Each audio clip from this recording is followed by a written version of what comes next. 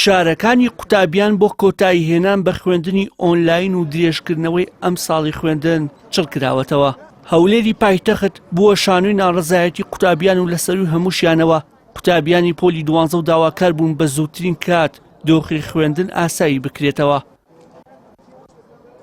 ئێمە یەک لەو داواکاریمانەیە بەس کوردی و عەربی تەرکرا ڕاستی تەڵەبە زۆر مشکلەیە. دووەمەش وەخت درێژکاتەوە یەک لەبەر ڕەمەزان ئەو شەڕە بووە هەر 15 ڕۆژ تەڵەبە نەیخوێندووە. هەندێک شت هەیە ڕوویداوە تەڵەبە نزیکە تا ئێستا مانگێک و 10 ڕۆژ زیاتر نەخوێنراوە. ئەخوا هەڵناگرێت تەڵەبە باز بدا لەسەر ئەم ئیشە.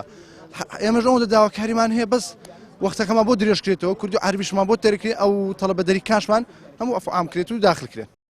یەکەم ئارزومەدانی کوردی و عەربی کە زۆر تەلەبە زەرمەدە لەم بابەتەیە چونکە خۆم تەلەبان ناسم سەبارەت بەوە معادلی لە 90 بۆی کوردی و عەربی هاتووەتە 86 ئەوە هیچ هەنی جێ قبوڵ نییە بۆ تەلەبە. قوتابیانی گەرمیانیش بۆ پشتیوانیکردن و جەختکردنەوە لە هەمان داواکاری گردبوونەوەی ناڕەزایەتیان ئەنجامدا و داواکار بوون چی دیکە پرۆسەی خوێندن لە پەراوێزدا نەهێڵنەوە.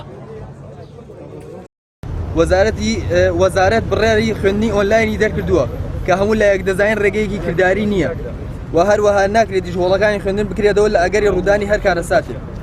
بەڵام چۆن دەگرێت ئێمەی پۆلی 12 ساڵی خوێندنمان لەسەر ئەپێک تەواو بکەین کەوانە تۆمارکراوەکانی کۆن و هیچ سەردەمی کۆرۆنان و هەروەها چەندین خوێندکاریش بەهۆی خراپی باری دارایی ناتوانێت بە ئۆنلاین بخوێنن کە ئەمەش گرفتێکی دیکەیە و بەشێکی خوێندکارانیش کە بە ئۆنلاین دەخوێنن دەترسن لەوەی بخوێنن و تەرک بکرێت.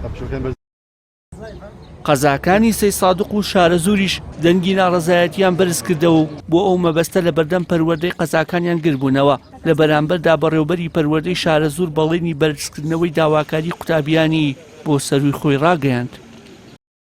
کەمکردنەوەی منهەج و داخڵبوونی وزاری بۆ داخڵبوونی خوێندکار بۆ وزاری دواخستنی تاقیکردنەوەکان و داخستنی و تاقیکردنەوەکانی وەرزی دووەم و تاقیکردنەوەی گشتی داخڵبوونی گشت قوتابیان و خوێندکارانی پۆلی 12 و دووەم داواکاریشمان ئەوەیەکەوە ماوەی خوێندن و وزاری درێژ بکرێتەوە دوای بخرێت بۆ دوای 26 لە ڕاستیە ئێمە وەکو مامۆسایان بڕوا بکە کە لەناو مامۆسایانین و ڕێیاڵەی بینی مامۆسایان و خوێندکارانی بەتابەتی بەڕێوەبەرەکان ئێمە لە خوێندکاران زیاتر پێمان خۆشە داوام بکرێت چونکە هەز بە گرفتی بابەتەکە ئەەکەین هەز بە مەترسیەکەی ئەەکەین.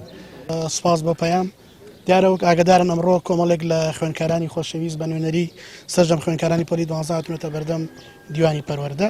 ئێمە پێمان خۆش بوو لە نزیکەوە خۆیان ببینین هاتنە لامان پێمان خۆش بوو بێنە ناویان و یاداشتەکانیمان وەرگرتووە ئەو یاداشتی کە ئەوان نووسیوانە ئەوەی لە دەسەڵاتی ئێمەیە ڕەوانەکردنی یاداشتەکانە بۆ سەر و خۆمان بە خۆشحاڵیەوەی گەینە سەر و خۆمان و ئیتر بە هیوان لەسەر و ئیشی لەسەر بکریان نەکرێ ئەوان زیاتر بەرژەوەندی عامی کوردستان ئەزانن.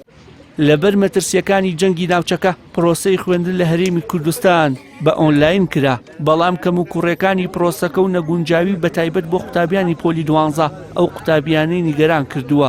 ئێستا لەگەڵ ئاسایی بوونەوەی دۆخی ناوچەکە چاوەڕوان دەکرێت وەزارەتەکانی پەروەردە و خوێندنی باڵا بڕیار بە ئاڕاستەی ئاساییکردنەوەی پرۆسەی خوێندن بدەن.